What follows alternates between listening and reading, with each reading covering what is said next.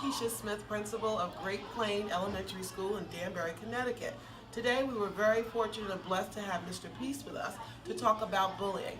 It is very important this time and age and date that you talk to your children about being kind and how love can take over the world.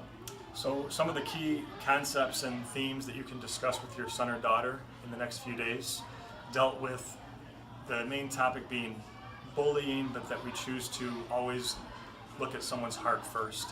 Like the shirt says, one race human, we see everybody as human beings before anything else.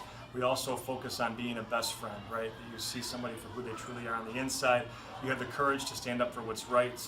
We understand that we're all true miracles. All of us have the letter M etched on our palm with the lines on our hands. Upside down is W, but the M stands for miracle, W for worthy, that we're worthy of love to give it and receive it.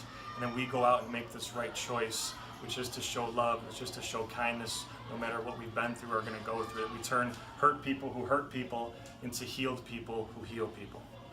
Thank you so much, Great Plain, for letting me share my heart today and be here with all of you. Hope to see you again soon. Until then, much love, peace, and keep sharing your hearts. And I hope you call Mr. Peace for your school.